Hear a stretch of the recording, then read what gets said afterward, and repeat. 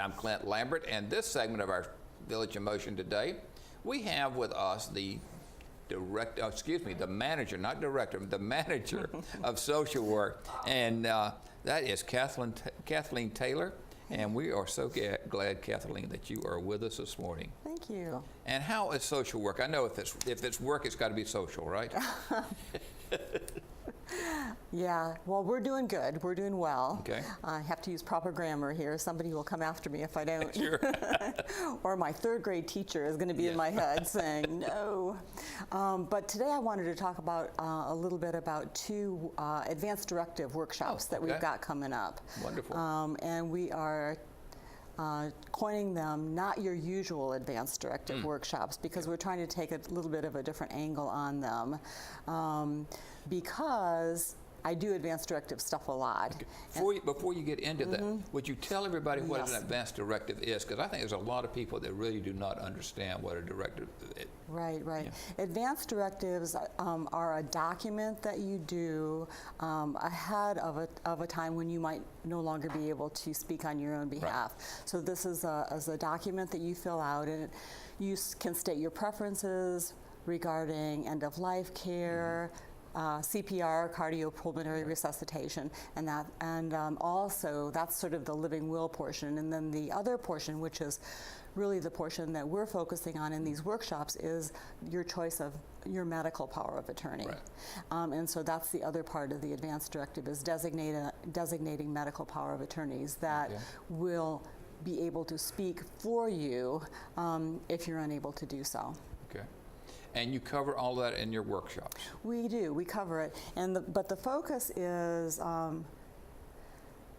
we're going to do, there was a skit that we did for That's Life, which was kind of a little play about, it was a two-part play with some of our resident actors and Elena Keitel, who's one of our social workers, sort of playing out the idea of what could happen and what could go wrong in a conversation with somebody that you wanted to have be your medical power of attorney, and then how that played out in a situation where you were no longer able to speak for yourself, and there were some very serious medical decisions that needed to be made.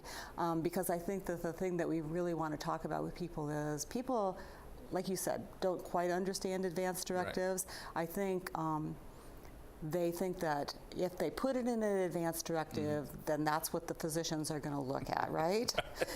And I know, coming from the medical profession, you understand that's not the case. And there's no way that you can put every possible situation in an advanced directive. So therefore, that's the importance of having that medical power of attorney. Right. Really understand your values, your preferences. When you say do nothing or do everything, what does that mean? What does quality of life mean? All of that. Because I think people are really surprised to hear that there are many situations that we've encountered where families do not feel that they know enough about what the person's wishes are, or sometimes maybe they haven't been able to separate their own wishes from that person's wishes, and they've made decisions that were really not in line with what the advanced directive said. And I have seen so many times where families that have numerous family members, I mean, literally the fights that they get into, not just verbal, sometimes more than just verbal fights in regards to what are we going to do with mom, what we're going to do with it. That's not the way they wanted it, type situation. Yeah, and it can tear families apart. Oh, it does. Exactly, it really right. does. So that's where we talk about having, not only making the right choice, but then having conversations, and not just one conversation, but many conversations with not only your power of attorneys, but also the immediate family, so that they really do understand and can ask questions and really sort it out,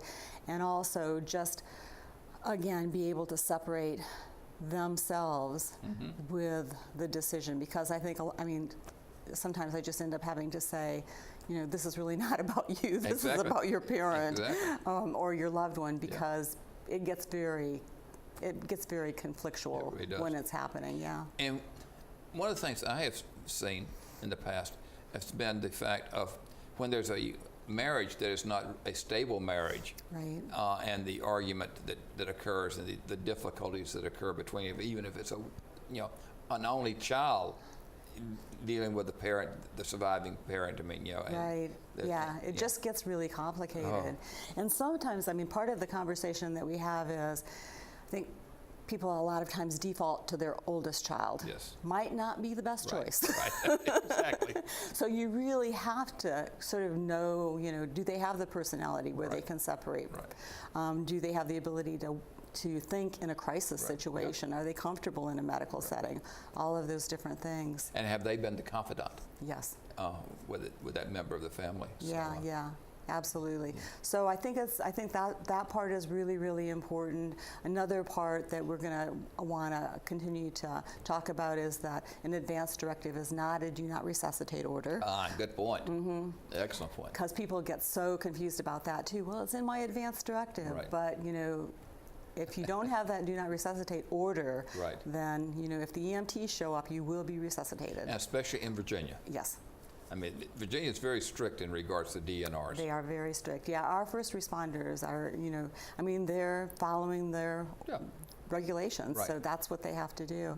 And so that's another thing that we really want to talk about a lot is, you know, the difference between that. And if you really don't want CPR, then make sure that you have that order and get your bracelet if you want a bracelet. Get tattooed if you're really passionate about it. No, but you know, we kind of, you know, laugh about that in one sense of the word, but I mean, sometimes people get very concerned, extremely concerned, and appropriately so. But you know, to what length do they need to go to make sure that people understand they do not want to be resuscitated? Right, exactly. And I think it's, you know, it depends on your preference a little bit.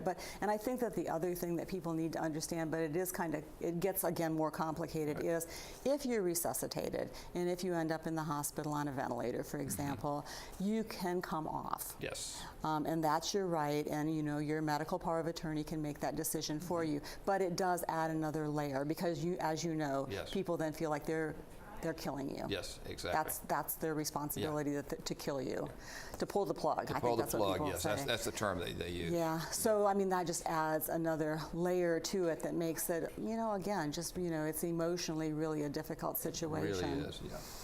And, you know, it helps so much whenever the individual that has that responsibility has been asked and has agreed to take that responsibility for the family member. Good point.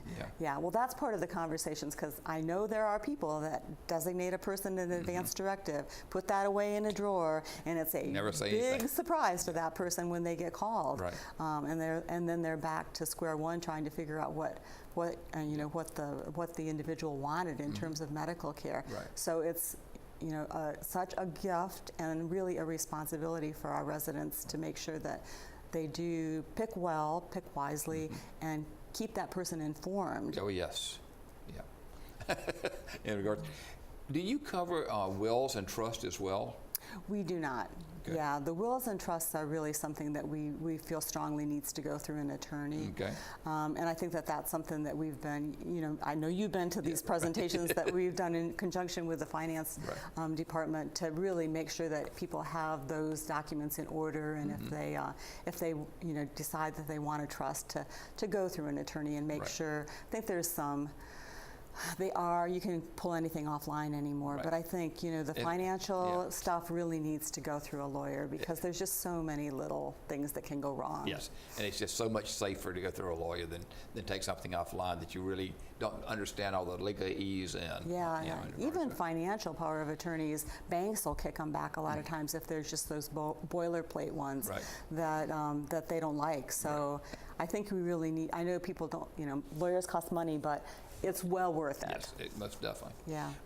And the other thing is, you know, with those as well as with the advance directive, you really need to talk with the individuals and your family and who's going to be doing what, and you know. Yeah. And with financial power of attorneys, I mean, the other thing is advance directives have that springing qualifier. You have to be determined to be, most of them, you have to be determined to be to lack capacity. But the financial power of attorneys are immediate because they don't. I think it's from a logistical standpoint, it makes sense because you need to have that ability right away. Exactly. So that means that person has access to your finance from the time you sign that document. So you really have to trust them too. Yes.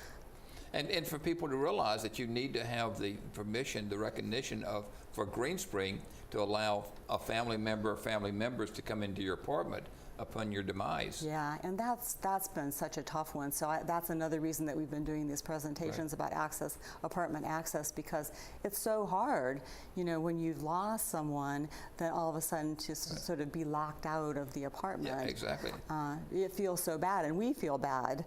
So that's why we're really doing a full court press to be able to get people to understand what that process looks like. Sure, sure. Other things happening in social work? I mean, it sounds like you're staying busy as always. We're staying busy as always. So yeah, so that's sort of, you know, just otherwise it's business as usual for sure. We have lots of business. We have lots of residents that we're working with, and all is well. Okay. When you say you have lots of residents you're working with, what kind of things do you do with residents? I'm not sure everybody understands what social work does. Yeah, well, you know, what we say a lot is the core thing that we do is the social work case management. So that's helping people navigate the healthcare system, being able to access resources that will help them have the quality of life that they would like. Some of it has to do with, since we're a continuum of care, what level of care would best meet that person's needs, being able to sort of sift through everything and figure out you know, what makes the most sense for people. And a lot of times that's residents and families that we're working with. Okay. So that's kind of one of the main things that we're doing. Just glanced at the monitor and noticed the fact they had put up the names, which, you know, very gladly. There they are, of the social workers here. Would you go through them and tell us a little bit about them? Well, Elena Keitel is our newest social worker, and she actually was an intern with us. Okay. And then we were able to hire her. So she's responsible for? Yeah, sort of off of Hunter's Crossing. Okay. So her office is in Hunter's Crossing, and then all of the different neighborhoods that flow off of Hunter's Crossing. And then I think Sue Frankie, everyone probably pretty much knows Sue because she's been here for a long time. Close to 12 years, which is good, which is great. Yes. And of course her office is right here in Village Square. Right. And then Catherine is off of Town Center. And all of them are responsible for the residents that are living in those particular neighborhoods. Right. Very good. And they do everything just as you would do if you were working with someone, right? Yeah, absolutely. I mean, we do a lot of counseling around just, you know, there's a lot of challenges sometimes to aging, you know, in trying to support people along those lines.